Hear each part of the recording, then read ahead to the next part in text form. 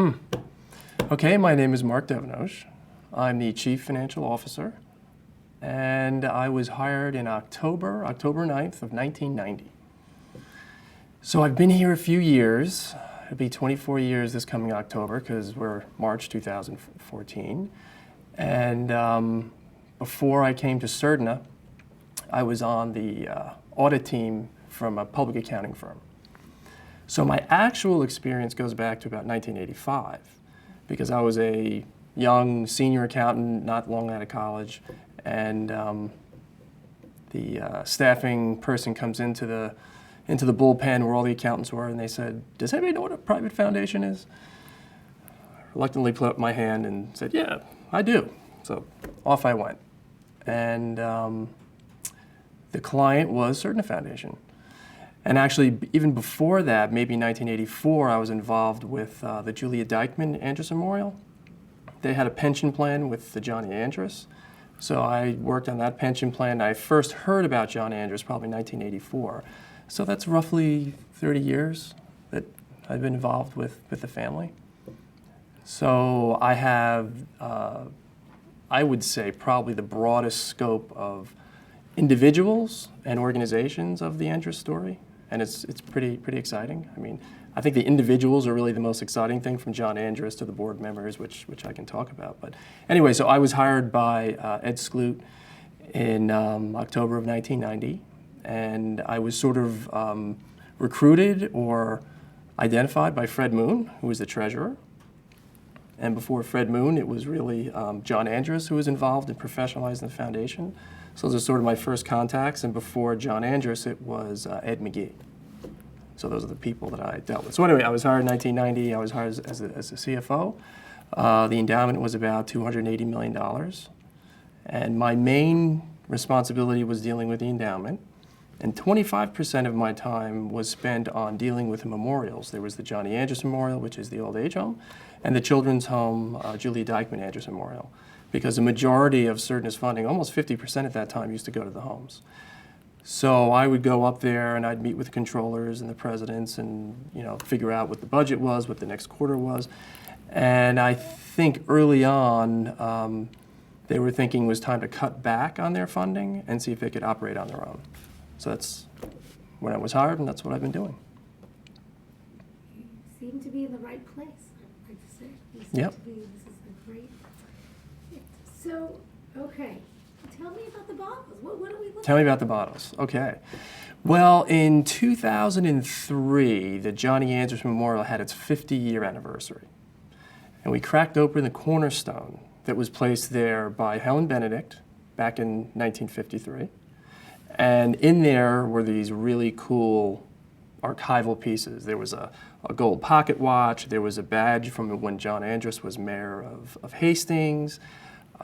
I can't remember sort of the different things, but at that moment in time, I thought, wow, these archive pieces really tell a story, and how interesting that is.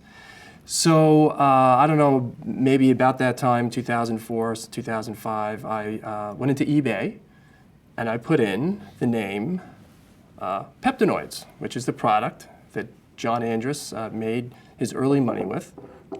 And boom, I had a couple hits. So I started out with bottles that kind of looked like this, that obviously had been dug out of a garbage pit and were in the elements, like this one here.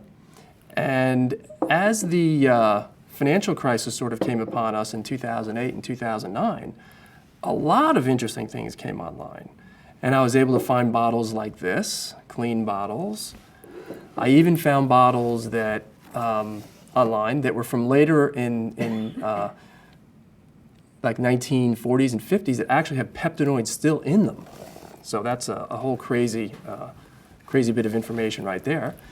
And then I think the most interesting thing I came across in 2009, I came across an actual invoice. Well, here are two actual invoices. One from 1899 and 1901. And these invoices really kind of talk about, or really, highlight what this is all about. So in 1899, here's an invoice that was sold to the Wanamaker department store in Orangeburg, South Carolina, and they bought 3 bottles of peptinoids, and they paid $27.36. So fast forward to current day prices, that would roughly be $200+ a bottle. And John Andrus, through his offices in London and Toronto and New York, he would distribute this stuff worldwide, and he marketed it to doctors, and he used to send out these little postcards, which I was also able to find on eBay.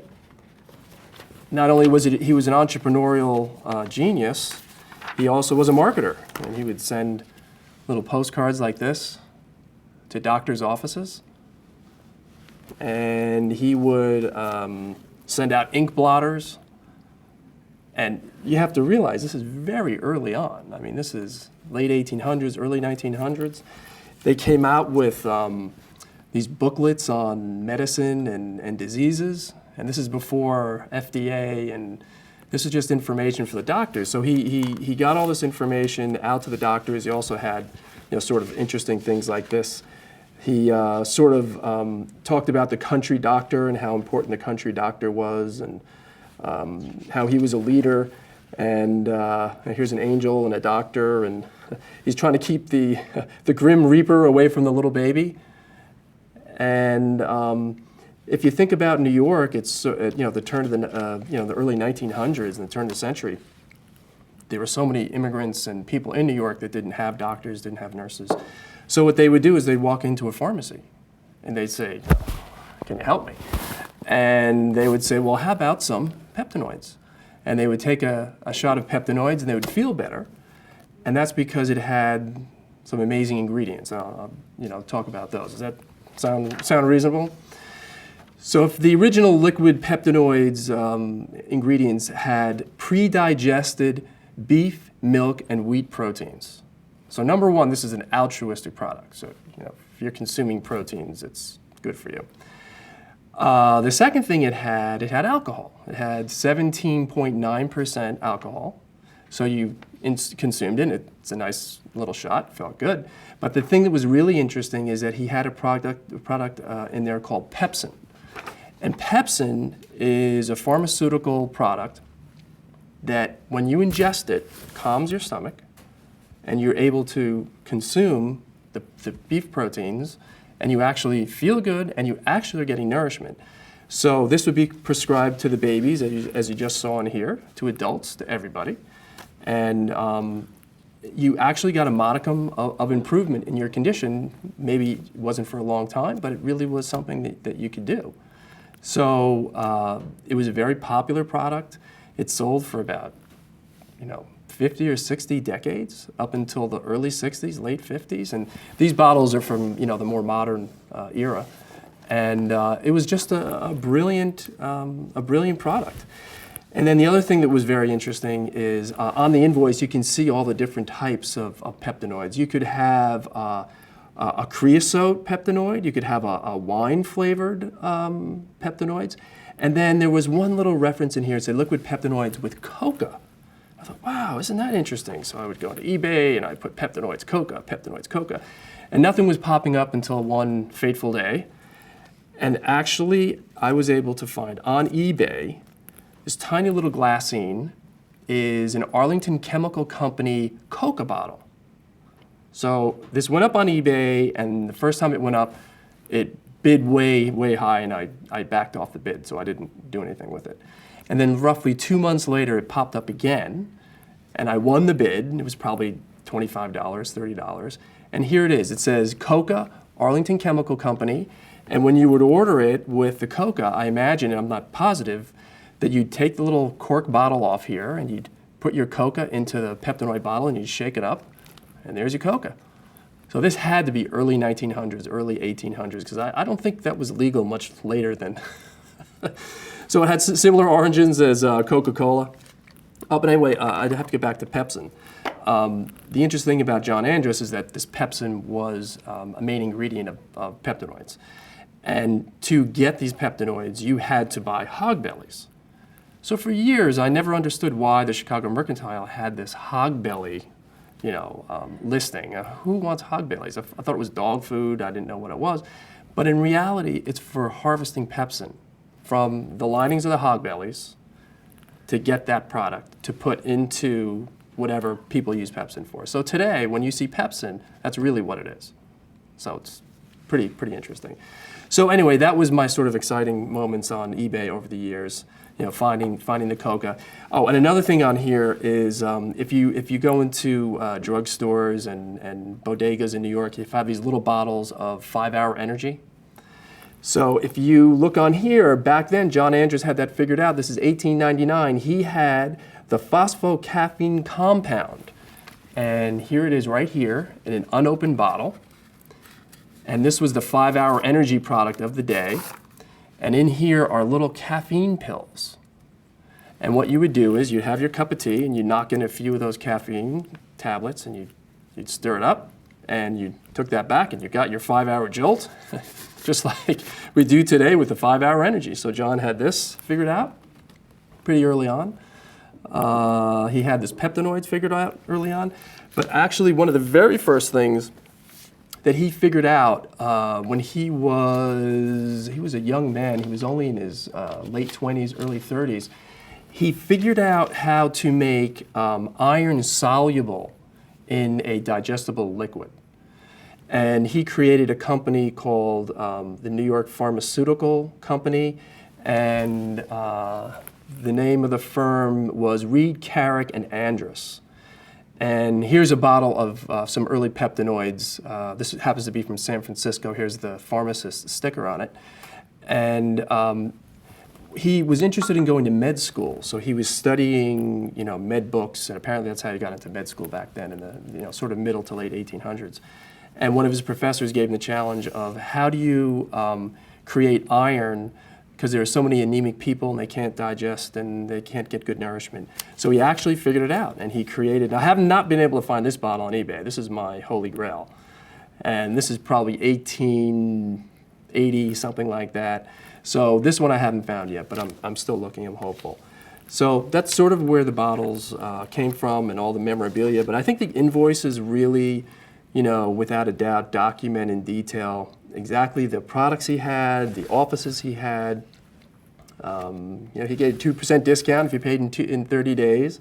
And he was a real sharp businessman. And again, this was an altruistic product. It wasn't sort of a Coca-Cola. There really was a beneficial effect to it. And if you were in Lower Manhattan and you had just gotten to New York and you had no doctors, you could go to your pharmacist and you take this and you might feel a little bit better. So that's how he sort of made his money.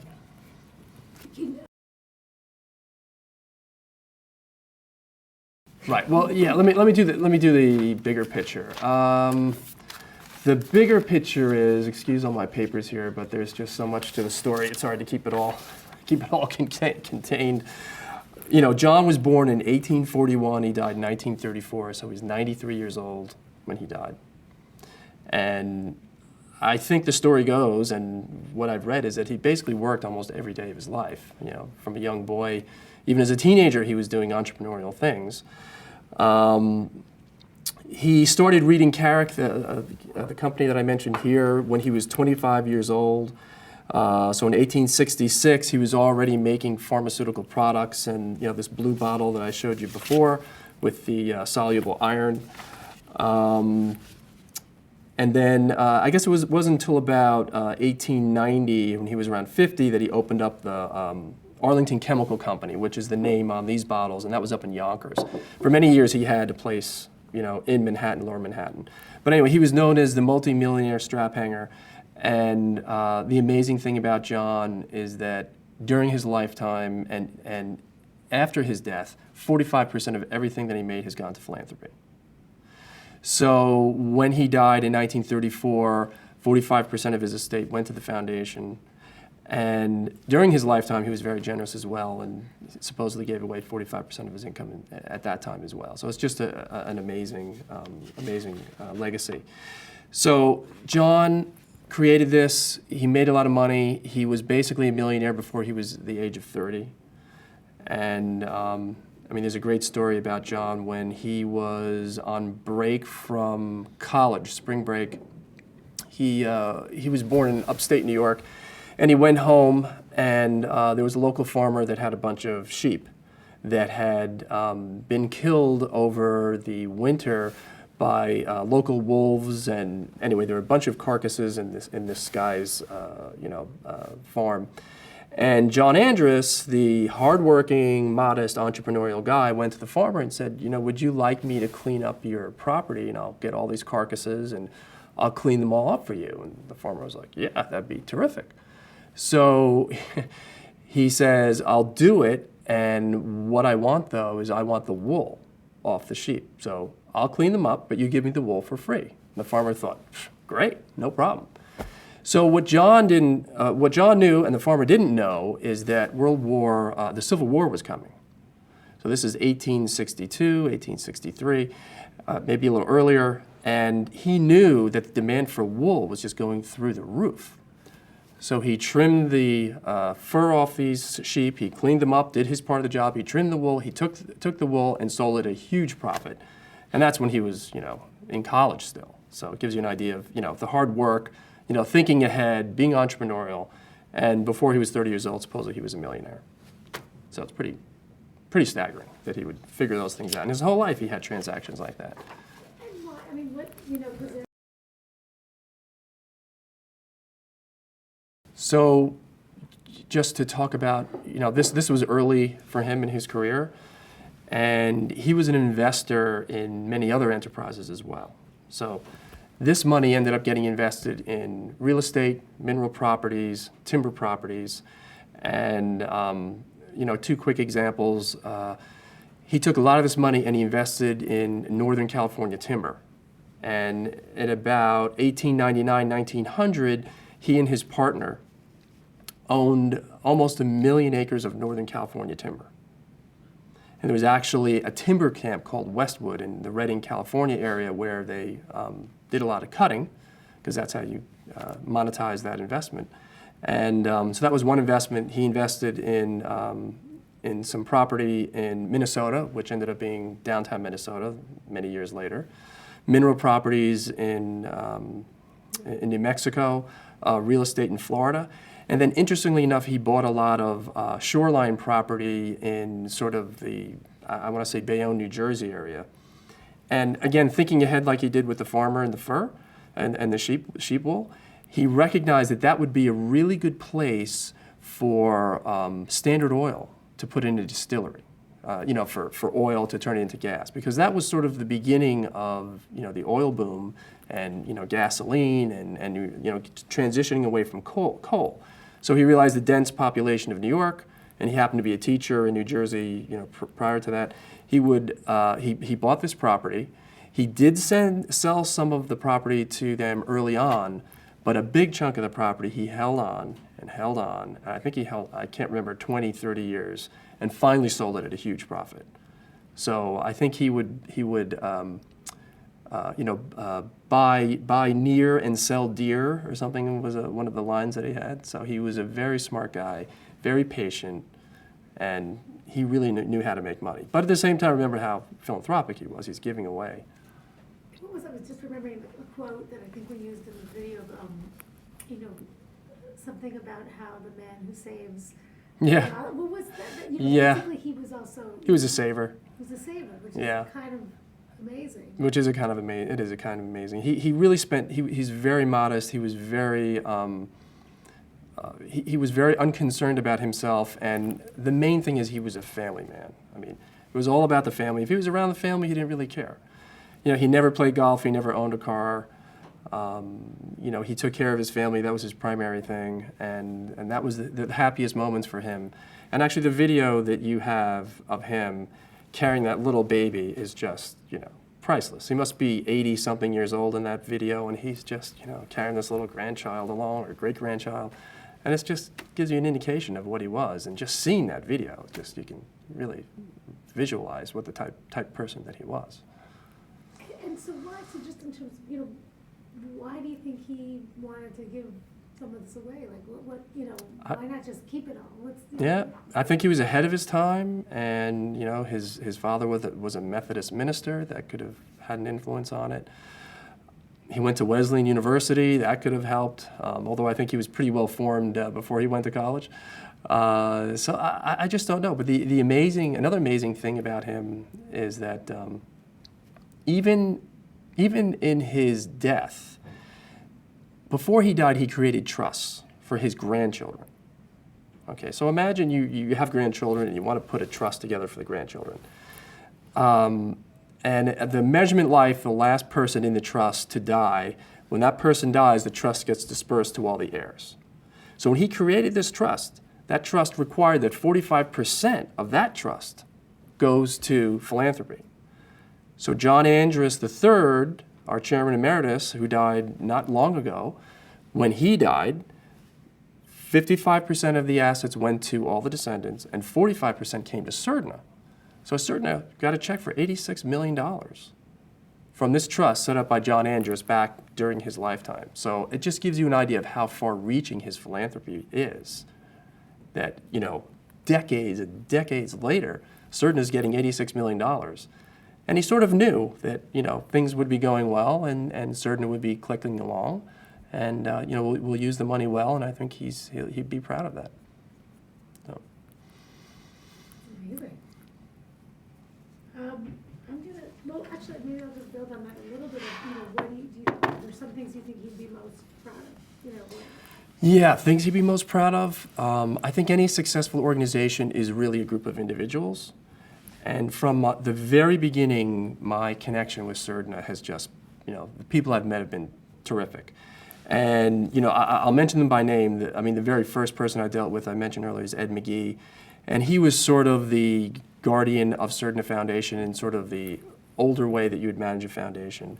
And he was very, you know, interesting guy. And just to show you how things have changed, every time you'd meet with Surdna Foundation, you'd have to have your three-piece suit on, and he would have his three-piece suit on, and we'd have an appointment, and we'd meet in the boardroom, and it was very, very, very formal. And this is why I was still a young accountant working at BDO Seidman. And we'd have these formal meetings, and we'd go over the audit and blah, blah, blah, and it was very, very formal. So fast forward to 2014. I'm not wearing a three-piece suit today.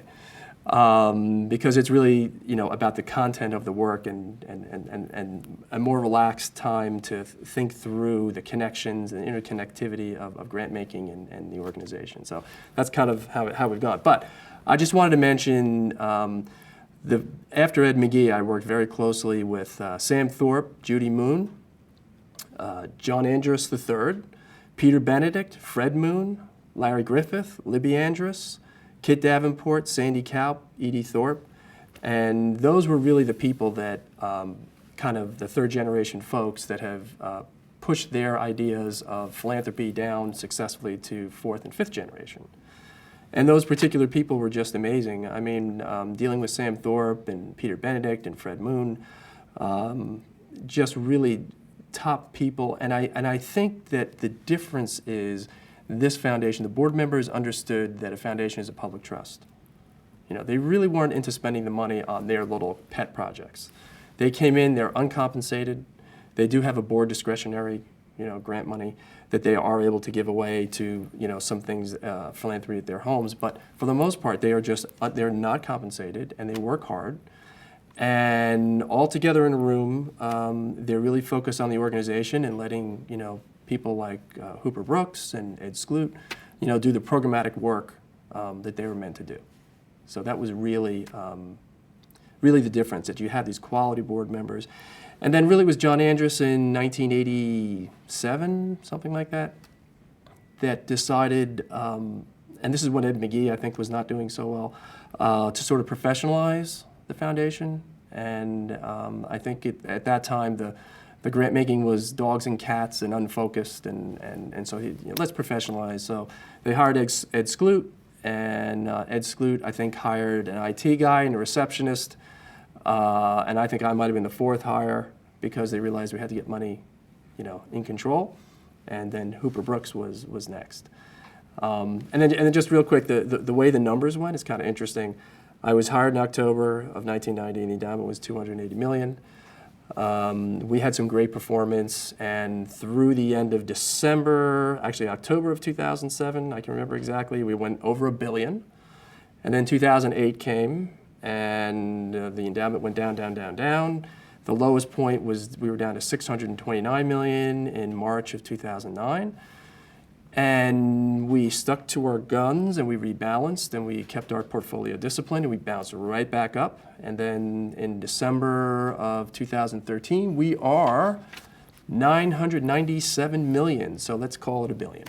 I probably shouldn't use that word, but that's where we are, which is a pretty exciting, the last 23, 24 years of the bull market have just been incredible. I mean, we did go through the IT bubble, and we did go through 2008, but when you go from beginning to end, it's been a huge ride. And during that time, we've put out somewhere in the range of $600 million or north of that. So just huge, huge, huge amount of progress for the foundation. Wow, it's amazing. And what about you being part of the family? Can you talk a little bit, I'm just interested in this decision to bring in non-family members Sure. and that dynamic, and it sounds like it really has been incredible, but was it always smooth? Was it hard to come in and? Yep. Yeah. Yep. The outside board members and the non-family board members was actually a great decision. It had already been done by the Children's Home many years before, and the Old Age Home, the Johnny Anderson Memorial. It was done before Surdna did. And I think from the very beginning, we got the right people. I mentioned earlier that getting the right people made the difference. And those first board members were just, they were foundation professionals, and they came in and they added a lot to the mix.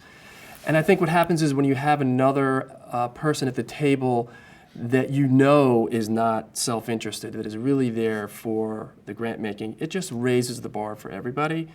And the bar was pretty high already, having Ed there and the program officers and directors that we had at the time, but it just raised it even higher. So it just, from early on, it was a good decision, and I think it continues to be.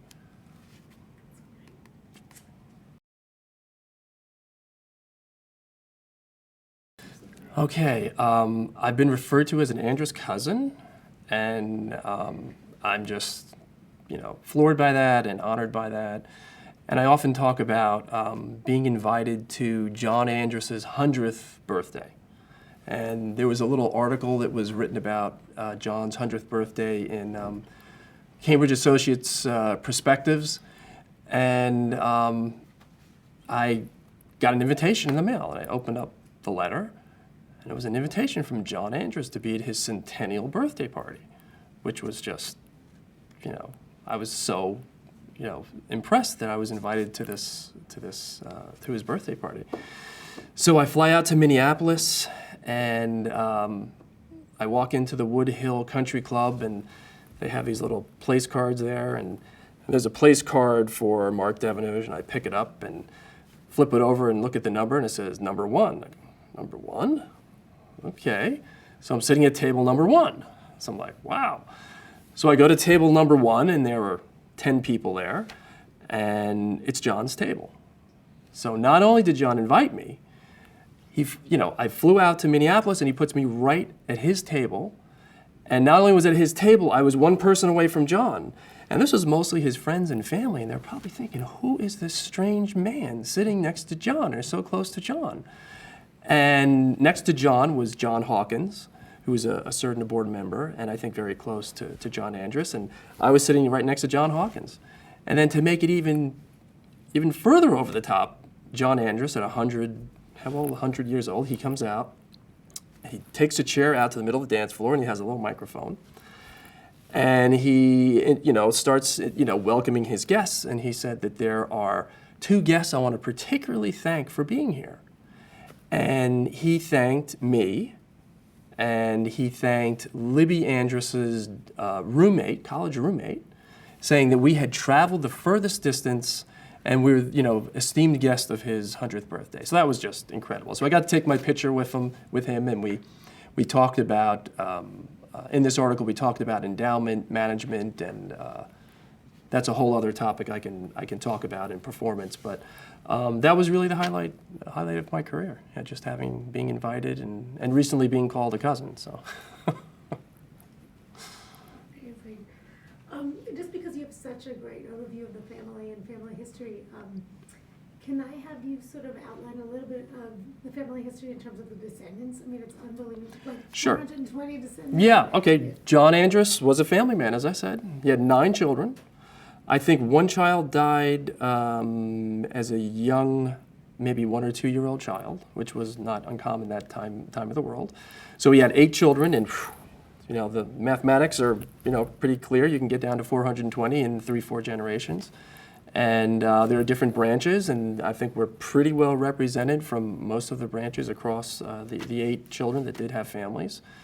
And we're fortunate that the board members that I named before were sort of identified by family members. I think, I'll talk about Fred Moon. I think John Andrus knew that Fred Moon was a financial executive. He was at Harvard MBA. He ran the endowment at Pomona College for many, many years. Great. So let's talk about Fred Moon. Yeah, perfect. And John Andrus sort of tapped him as a top financial professional. He was running the endowment at Pomona College in California, and I think he was there for like 10 or 12 years. It had a great track record there. So I think John thought that he'd be a good person to bring into the Surdna Foundation and get him involved. So Fred also was working with Cambridge Associates, and that's the group that put this out. And they're sort of the external CIO of the world. And that means that you don't have an internal person that just sits there and makes investment decisions. You hire a whole firm. So he was working for them. He was opening the San Francisco office, and he got Surdna involved with Cambridge Associates, I think in 1989, December of 1989.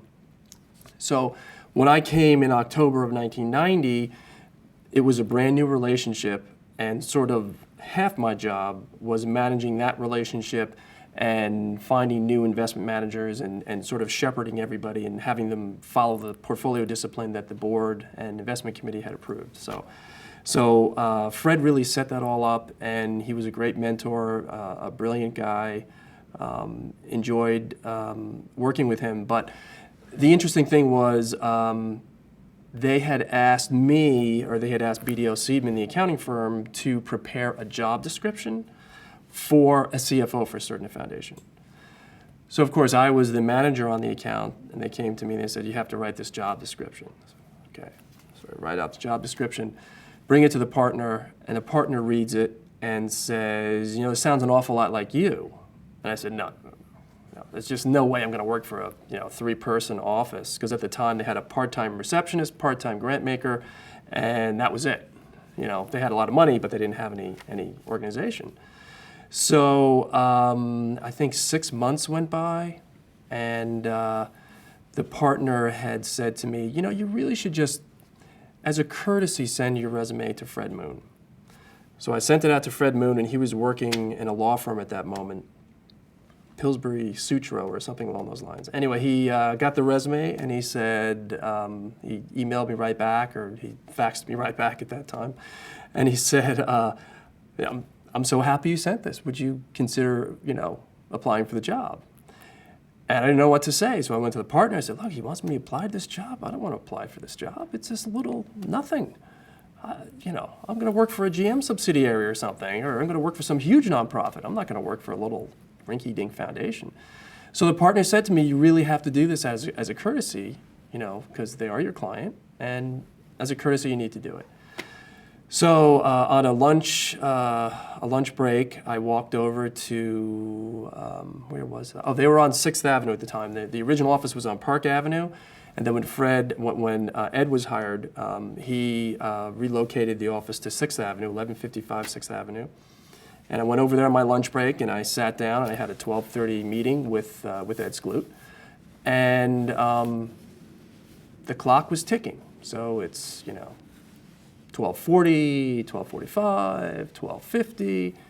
And I'm looking at my watch and thinking, this guy is just making me wait too long. I'm just going to blow out of town. And I'd never met Ed.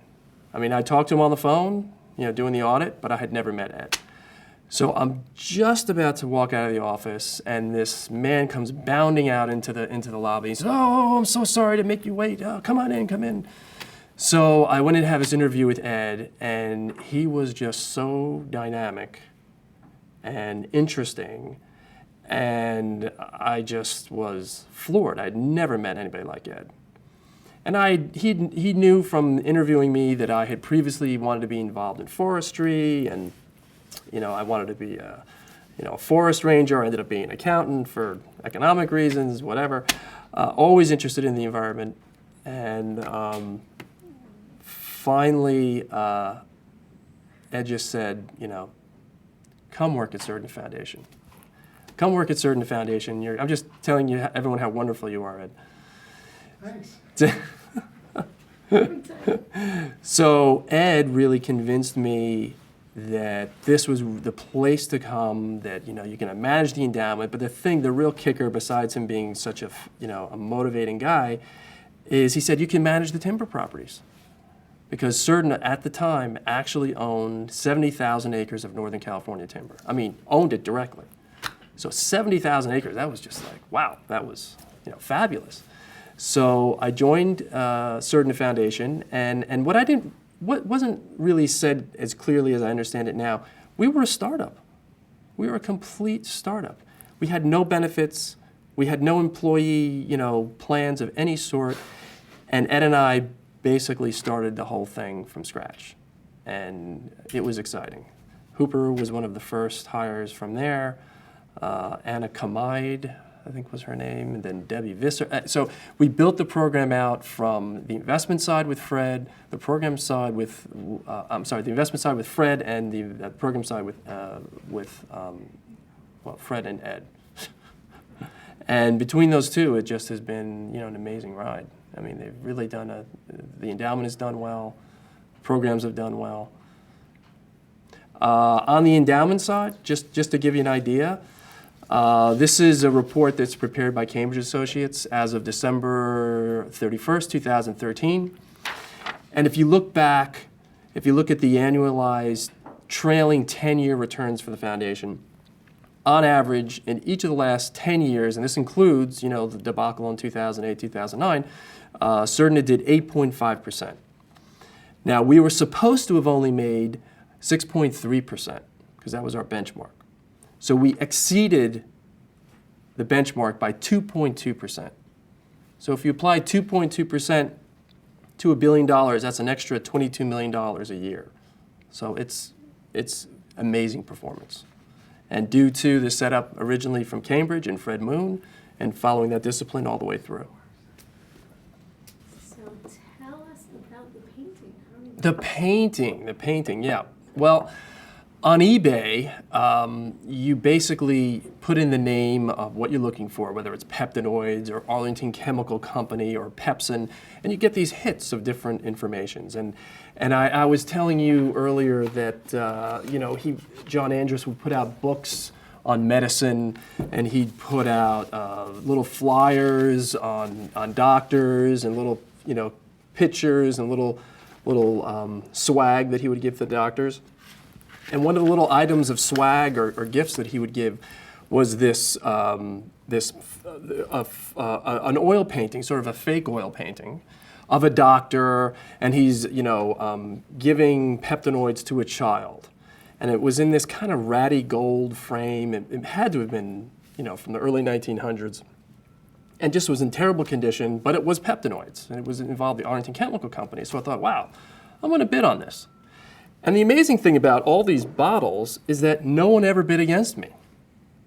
So all of a sudden, I'm bidding for, the one time on the coca, actually I did have bidders on the coca, but that was probably for other reasons. But this particular fake oil painting with the beat up gold frame, somebody's bidding against me. So the bid starts out at 15, then it goes to 20, goes to 25, 35, 45. I think I gave up at about $79. And I'm just wondering, who could possibly be bidding on this ratty Arlington Chemical oil painting? So whatever, I let it go. So whoever that other person was won the bid at about 80 bucks. I never thought about it again.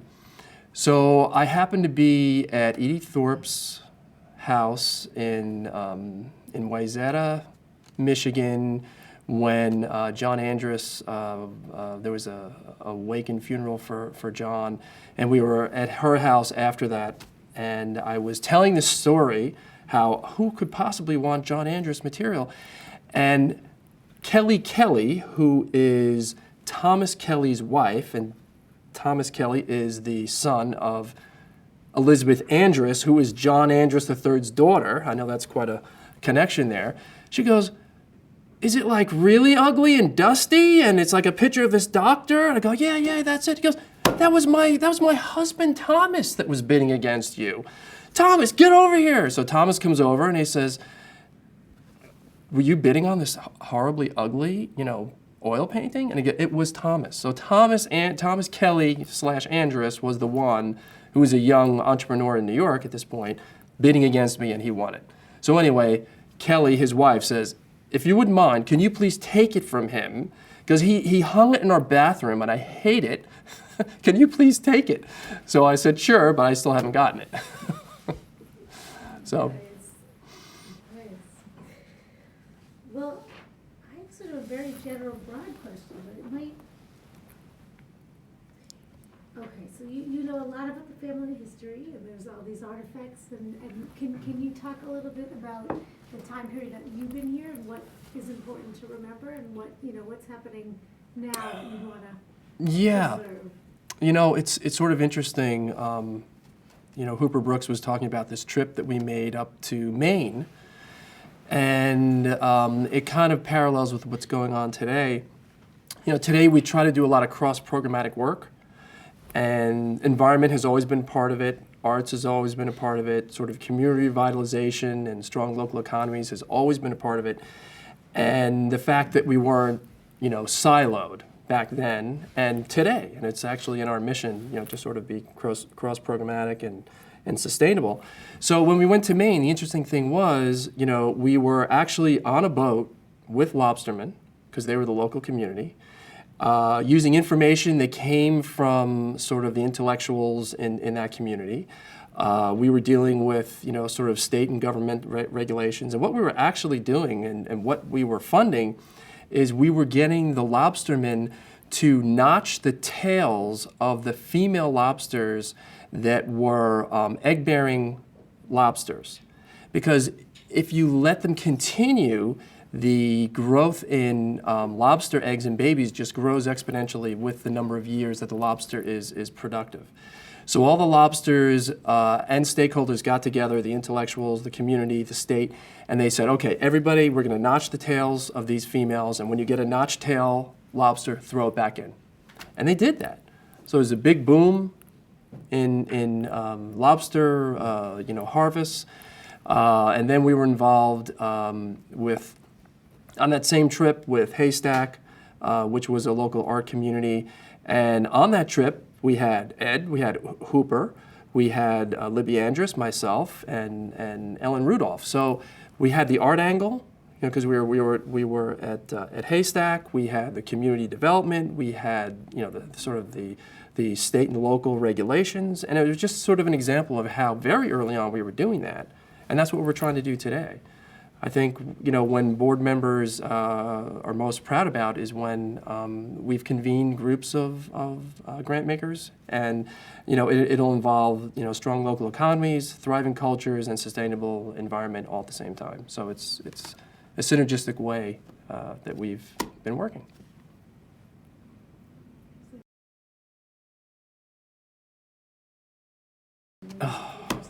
Change of leadership. Well, since I have both leaders here, I'll have to be really careful with this. The change in leadership. Well, first of all, Ed coming in was just the best thing the foundation needed at that moment in time. It was a startup. No one knew which direction to run.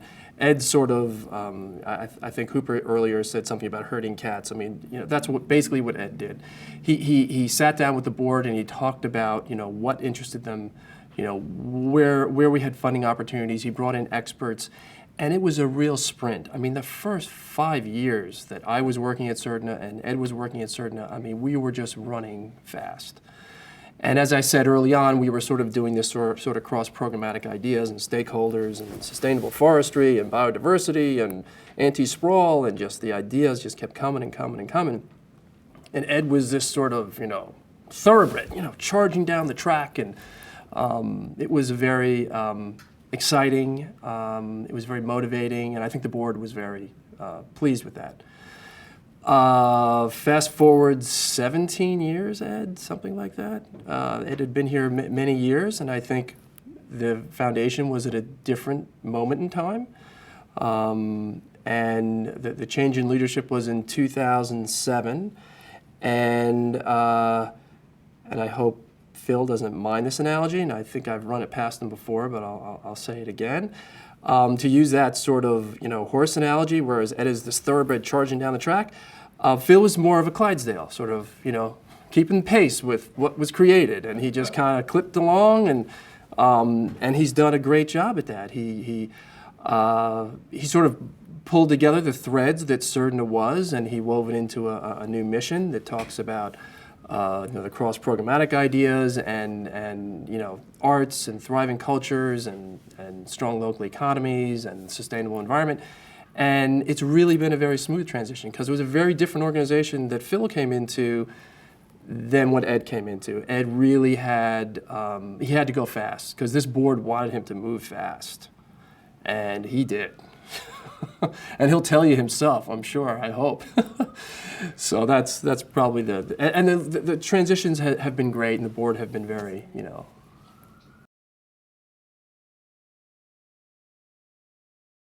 Right. Where you are. Right. I mean, from the very beginning, even my professional career as an accountant, the most meaningful experiences had been with nonprofit organizations. And I had worked with SECs and public offerings and secondary offerings and manufacturers and service providers, but really it was the nonprofits that were doing the most interesting work and needed the most help. So your time involved was really creating some value in the whole system of the world. So going to Surdna, I got to manage that timber I talked about, and I got to be involved in environmental grant making, but I also liked numbers. I also liked, the whole Andrus idea of family and modesty and hard work, and so it's just been so fortunate. And sometimes I wake up and I say, "Wow, has this really all happened around me?" It's just amazing. And not only have I been able to do sort of good work with my skills and talents and whatever they might be, I know they've made a difference. I mean, when I go out in the world and I say, I'm from Surdna Foundation, people recognize it. And one part of the story that I didn't tell you, and one of the reasons why our performance has been so good, is not particularly because of me, it's really because of the story of John Andrus. Because the way Surdna has done above average or created this alpha, above the benchmark, is that we're able to get into funds that have been closed. In other words, they're institutional funds that the common Joe does not get into. And they make so much money and they're so successful, they're only open to institutional investors. So whenever there's any availability, I would go in front of these people because Cambridge Associates would let me know. And I would go there and I'd do a dog and pony show. I'd bring little pictures of John Andrus, I'd show them the postcards, I'd talk about his history. And those folks were, motivated by what they heard. That John Andrus's money is, making larger policy changes in the world, hopefully improving their world through the things I talked about, anti-sprawl, clean air, biodiversity, sustainable environments, sustainable timber. All those things were affecting and improving their lives, and the money from Surdna Foundation actually stays in the United States. So you have Rockefeller, Ford, Carnegie, a lot of the money goes offshore. But even though we're not as big as they are, that money stays here. So that really caught a lot of people's thoughts and minds. And they thought, this is a foundation that really would be nice to have in our list of clients. So Surdna got access to some of the best funds in the United States. And my job is sort of making sure that continues to happen. And I travel to, California, Boston, Chicago. Next week I'll be going to Texas to tell that story, to get into the fund. And it's really the story of John Andrews. And, it's not make-believe, it's not phony, it is real. It is, I can show them performance, I can show them the list of grants and the policies that we've been involved in. And, from teenagers doing artwork to, sustainable timber in big box stores. I mean, it's just an amazing story. So people, are motivated by that, and it's been just an absolute thrill to be part of it.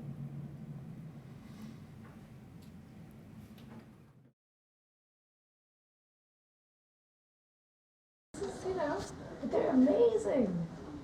Oh, this is incredible. So. Yeah, I'll close the door. Okay. You, Should I actually? Is it okay? That. For Hoover, so if Okay. there's a way to get to him. Okay. Sure. Okay. So are we doing singles next or three? I think we should get a. Are we doing a triple next? No, we're gonna actually do singles just do and then one. Okay, do you mind just flipping through the pages like when you're telling us about it? The thing is, don't worry about it. So this is complements of liquid peptinoids. And these are little drawings and interesting statements about doctors and how peptinoids and doctors can bring health and prosperity. And they got it on the minds of pharmacists and doctors, and he ended up selling a lot of it. And this is just marketing material.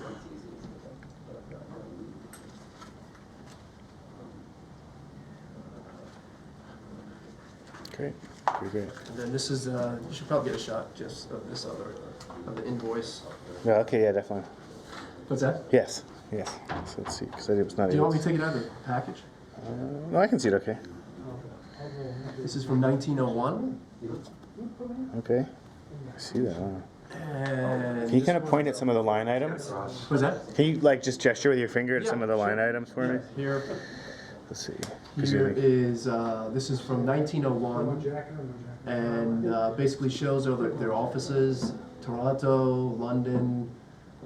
It shows the different types of peptinoids that they sold, and then an earlier one is from 1899. This is the Wanamaker department store in Orangeburg, South Carolina, and here they're buying 3 bottles of liquid peptinoids, and you can see here's liquid peptinoids with coca, and here is what the coca looks like. Okay, hold that up again, the coca. Here's the coca. It says right on there, literally Arlington Chemical Company Okay, one sec. coca. Let me get focus. Okay, can you take that out and put it back there? Sure. Put it down and bring it back up. Okay. Get my cocaine out of here. There we go.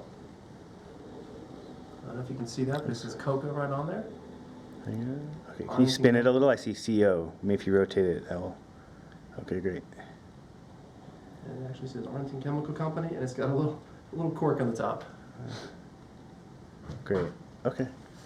And then a couple of these bottles, I'm just going to frame up, and you can kind of pick them up and put them down and stuff like that. Okay. So, oops. Here's an early bottle that obviously was in a landfill Hang on one sec. or dug up somewhere. And then here's a bottle that actually survived with its label on it. And this is a later one because the information was not in bold raised on the bottle.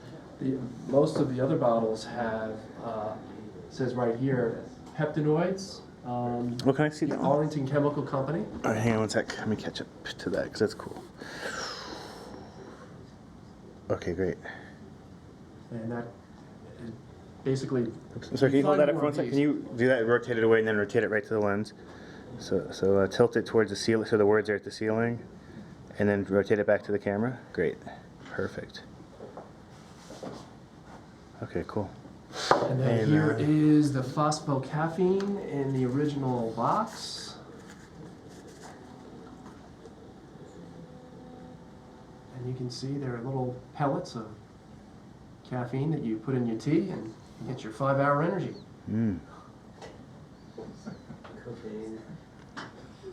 Cocaine, caffeine, alcohol, Can you pick up the green one again? pepsin. The green jar. Yep. And These were beef peptinoids, and this says, this is from a druggist in San Francisco, California.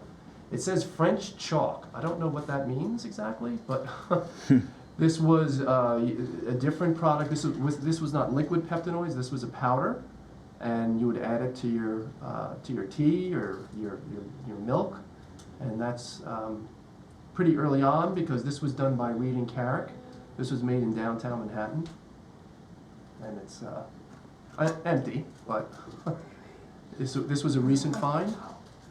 And this is, I've been looking for peptinoid items literally since 2003, so this is, after 11 years, this popped up. So I was able to get a hold of this one. oh, maybe that the Holy Grail one is that piece of paper, the blueprint. Yeah.